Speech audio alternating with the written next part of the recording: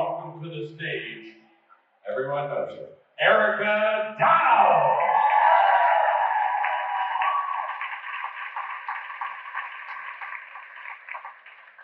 Thank you, sir. Good evening. What an amazing crowd. Great job for taking us out. Wow, right? Incredible. We have hope for the next generation with kids like Adam leading in our university system. Thank you so much. We need you to do that all over the place. I was asked to talk a little bit about the history of education in America as we commemorate the 250th anniversary of this great country, the greatest country in the world, the greatest country that's ever existed. The problem with that is it's a little depressing, right? Because over the 250 years of our country, the education of our children has gotten worse and worse and worse. And unfortunately, I'm sorry to tell you that today, it is as bad as it has ever been. It is actually a national crisis, our education system in America. You know, when our country was founded, most students were educated by their families or in their communities. They were reading the great books. It was a knowledge-rich curriculum. It was a faith-based curriculum. They also learned skills, usually from their parents or apprenticeships. They were ready to go into the workforce, right, to provide for themselves. They weren't saddled with debt, with indoctrination and knowledge that they can't even use in industry like we are today. I can tell you that if they were educated through a form of schooling, they could read and do math. Where unfortunately today in America, only 1 in 3 children can read or do mathematics on grade level. It's infuriating, isn't it? This is America. This is totally unacceptable. And here in Florida, we're really not doing that much better when it comes to academic achievement. Now, we've made incredible progress on school choice. Thank you, Governor DeSantis. Thank you, Florida legislature, for making school choice universal and opening up the free market. That's going to be a tremendous help in creating competition and improving outcomes.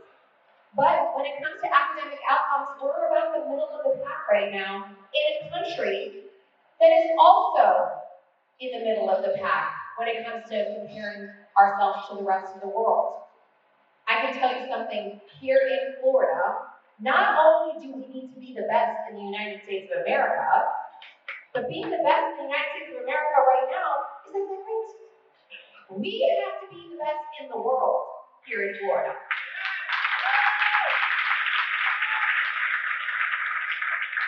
Because we have to prepare our children to carry forward this great American experiment. And we're not doing that yet.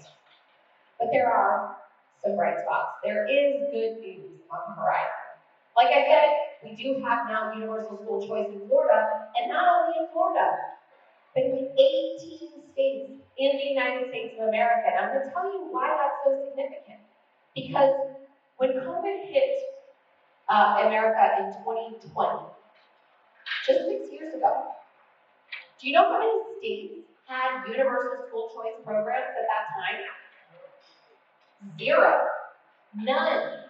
And in just 6 years, and the school choice movement's been going on a long time, all the way back to the Jeb Bush days, for 20 years in school choice, we had no states adopt universal programs.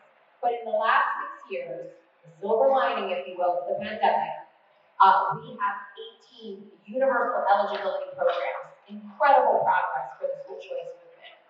It's something to talk about, thank you. Now, one caution of that. The 18 programs that I was just talking about means that 27 million students, half of the students in America, are eligible for school choice.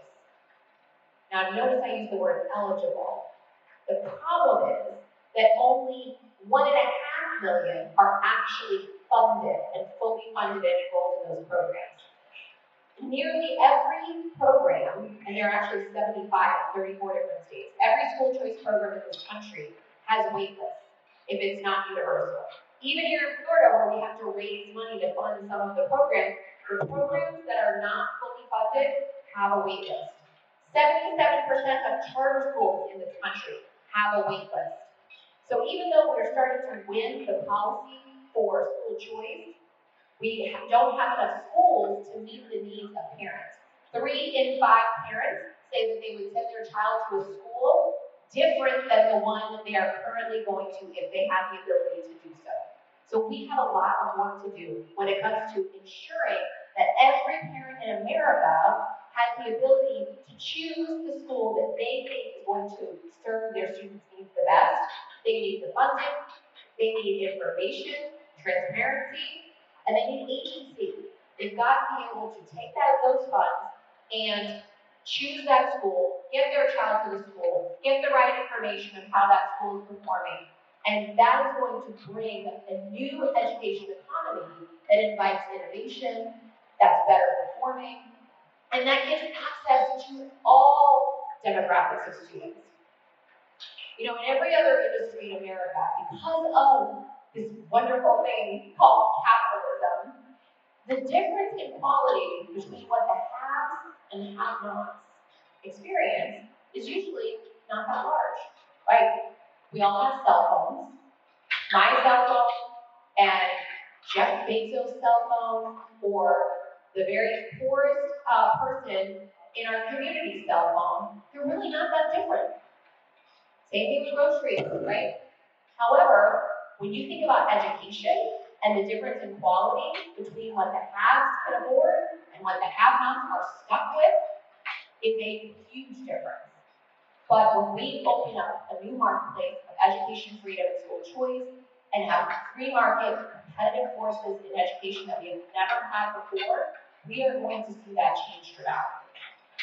Let me finish by just giving you a picture, a vision of the future of education in America.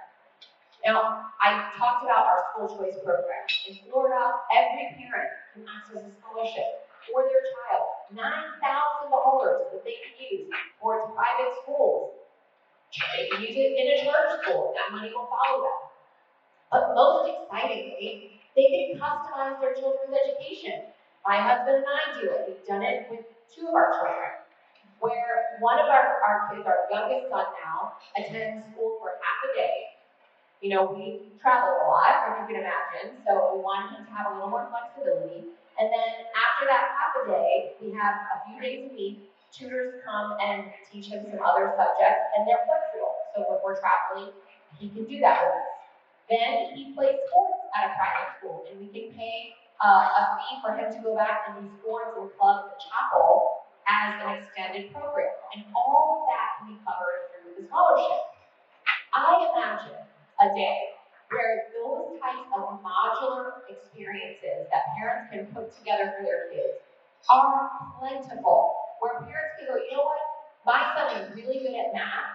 When I put him on a math program, he just does it on his own, and he loves to do it. So I don't really have to spend a lot of my scholarship money on math, but he struggles in reading. So instead of having him go and be 1 of 25 in a classroom, I want him to be 1 of 3 or 4 with a reading tutor that helps him to get caught up and do what he needs to do. And maybe you have some amazing historical museums and places where people are steeped in history all day long, and there's artifacts. And that's where you go to learn history. Maybe in a concentrated time period, like 2 or 3 weeks, where they can cover all the material that will be covered throughout a whole school year in just that very immersive experience. I think that when you release the free market in education, we aren't even going to recognize what it looks like, but we will have better outcomes, better access, and better quality when parents are the ones deciding what education looks like and how it can best meet the needs of their students. It's an exciting time in America when it comes to education, because although we, from an academic performance standpoint and from a bureaucratic standpoint, we are not in a great place as a country, here in Florida, we are the leaders when it comes to these reforms. I do want to give a shout out to Lee County and Denise Carlin and the Lee County School Board, because this week, Governor DeSantis signed an incredibly important law which allows them to reward teachers for doing harder work. Imagine that. It is a principal capitalism of meritocracy that America. So thank you and congratulations to them. There are great things ahead. Thank you for always being so supportive of education freedom for families. It is going to change the future of our country and save our republic. Thank you so much.